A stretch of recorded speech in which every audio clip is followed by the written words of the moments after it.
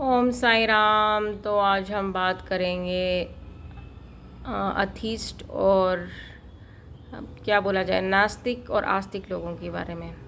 तो जिनका ईश्वर पर दृढ़ विश्वास होता है तो पग पग पर वो जानते हैं कि ईश्वर हमारे साथ चट्टान की भांति हमेशा खड़े रहते हैं।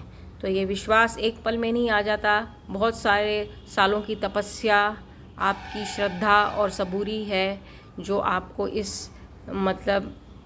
इस आपको स्टेचर पे लेके आती है। लेकिन उधर ही आप देखेंगे बहुत सारे हिंदू ही मैंने देखे, ब्राह्मण्स देखे जो बहुत अच्छा पढ़ लिख लेते हैं, फिज़िक्स वगैरह सब कुछ जान लेते हैं, क्वांटम फिज़िक्स, ये फिज़िक्स वो फिज़िक्स सब कुछ, और उनको फिर लगने लग जाता है कि ईश्वर का कोई ख़ास महत्व नहीं है और ईश्वर ये सृष्टि जो है खुद ही चलायमान है। तो वो फिज़िक्स में इतना ज़्यादा डूब जाते हैं तो उन्हें लगता है कि ये सृष्टि जो है अपने आप से ही चल रही है, इसको कोई चलाने वाला नहीं है। और यही चीज़ें जो है मनुष्य को धर्म से बहुत दूर कर देती है। तो इसलिए जो है इतना भी ज़्यादा आप साइंस में ना चले जाइए कि बिल्कुल ही अधार्मिक बन जाए। ईश्वर के खुद उनके होने पे जो आप एक सवालिया निशान खड़ा कर दे, तो फिर अगर आप खुद उस चीज़ को नहीं मानते तो फिर आपकी अगली पीढ़ी जो है उसको कैसे मानेगी। तो यह आपको हमेशा खुद भी जानना है, मानना है कि ईश्वर का अस्तित्व है, ज़रूर है। ये सृष्टि और ब्रह्मांड उन्हीं के कहने से चलती है और उनके बिना जो है एक कण भी यहाँ पे हिल नहीं सकता।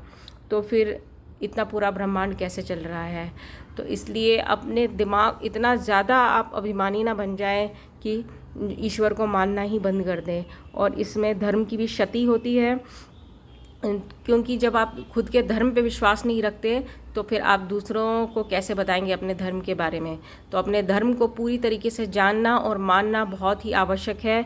भले ही आप कितने पढ़ लिख ना जाएं, लेकिन ईश्वर का अस्तित्व है, रहा है, होगा और हमेशा रहेगा।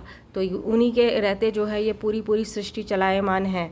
तो इस बात को आप कभी ना भूलें, चाहे आप कितनी फिज़िक्स पढ़ लें, but that does not mean कि आप अथीस्ट बन जाएं। नहीं, गलत बात है। नास्तिक होना जो है अपने आप में ही बहुत बड़ा अपवाद है। तो इसलिए आप हमेशा खुद आस्तिक बनिए और अपने बच्चों को आस्तिक बनाइए और धर्म को प्रोत्साहन दीजिए। आप अपनी जड़ों को सींचिए। अब अगर अपनी जड़ों को नहीं सींच पा रहे हैं तो फिर आप पुष्पित पल्लवित कैसे हो जाएंगे। तो जड़ों को सींचना बहुत आवश्यक है। ईश्वर और ईश्वर की आराधना करना अपने आप में ही बहुत बड़ी किसी भी चीज़ का जो है समाधान है। तो इसलिए हमेशा मैं बोल ही रही हूँ, बहुत टाइम से बोलती आ रही हूँ कि हमेशा अपना जीवन जो है ईश्वर के चरणों में बिताइए और हर कोई कर्म जो है ईश्वर को समर्पण करके ही कीजिए। ये ईश्वर का नाम लेना ये नहीं है कि निष्क्रिय हो जाना है, लेकिन जो भी कर्म हम कर रहे हैं सब हर एक कर्म को ईश्वर को समर्पण करके ही करना चाहिए। तो फिर आप देखिए कि जीवन क्या से क्या हो जाता है।